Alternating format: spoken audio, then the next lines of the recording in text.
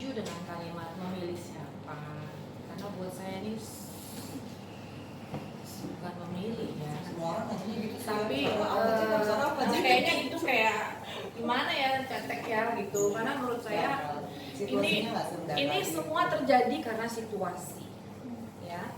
Ini semua terjadi karena situasi. Jadi menurut saya biarkan nasib yang membawa Dul akan bertahan sama siapa?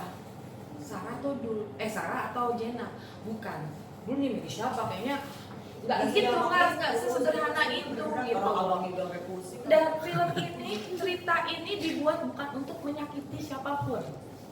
Cerita ini tentang mengajarkan kita tentang kebesaran hati. Itu sebetulnya esensi dari ending ini. Menurut saya itu. Jadi kalau orang apalagi semua ditanya milih-milih, saya ya nggak apa-apa lah.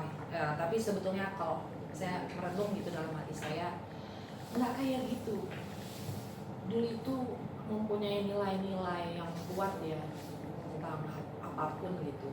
Lucunya kita ngomongin ini padahal film loh.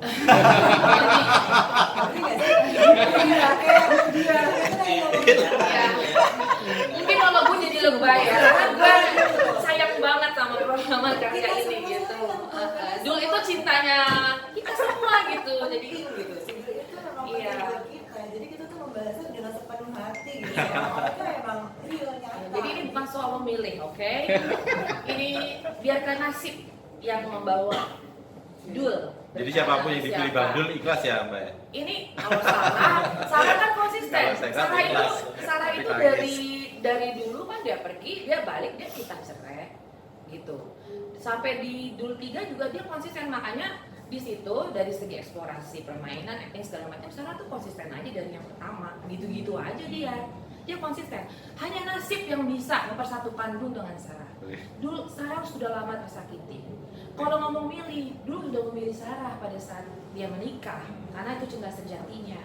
Cuma kan semua karena keadaan jadi berubah, ya udah. Jadi sekarang ceritanya ya, kalau menurut saya ya itu bukan soal memilih gitu. Dulu juga bukan pria yang bisa dibilang brengsek, enggak gitu. Kasihan juga, dulu tuh kasihan loh.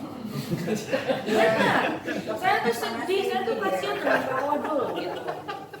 Jadi jangan bilang dulu kayak gue dulu bilang enggak sih, sebetulnya bukan plan, tapi gimana ya gitu. Saya rasa juga ngerti lah kalau yang terjebak dalam situasi seperti ini. Jadi menurut saya kita menonton ini harus dengan pikiran terbuka dan kebesaran hati gitu. Ya itulah. Bukan soal Dul Sarah doang, sebenarnya psikologi Dul ini tuh banyak hal-hal lain gitu. Iya, itu memang lagi dikerucutnya soal karena kalau di tapi memang kan sebuah cerita tuh ada benang merah dong, sebuah karya udah pasti. Bukan ini ceritanya apa sih yang ini gitu. Cuma memang banyak nilai-nilai yang bisa diambil di situ gitu. Dan intinya semua sama. Dul itu cerita si Dul itu mau ada tentang Sarah, Jenna, percintaan mereka dengan Dul gitu.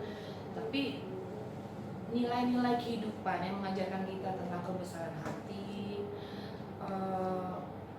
nilai-nilai budaya, nilai keluarga, nilai cinta, ya, rasa hormat anak pada orang tua, persahabatan. Sarah sama Jenab itu sahabatan. Dan kita tuh, saya sukanya dulu itu menggambarkannya tuh elegan ya. Mungkin kalau sekarang lempar-lemparan panci, bacot-bacotan di Instastory, ya kan? Mungkin kan di Instastory, indir-indir di medsos, ya kan? Kalau sekarang sama ini tidak. Iya. Paling Sarah agak parno-parnonya aja. Enggak, pokoknya kita tuh sebenarnya saling menyayangi gitu. Cuma Sarah tuh kadang ngejengkelin juga, lucu gitu. Sayang, tapi kan kalau dulu gimana sama dia ngambek gitu kan. Tapi dia itu cewek kan gitu. Tunggal ya, nggak punya kakak, nggak punya adik. Ini kalau laki-laki ya kan dulu, kalau perempuan ya ke Sarah gitu. Tuh, jadi ya lucu sih sebenarnya. Sebenarnya sedih juga sih kalau ngeliat, aduh gimana ya, masa poligami sih. Gue kasihan juga mau, gue dilema sih sambil ngibas rambut. Kan ini tadi Bang Dul cerita kalau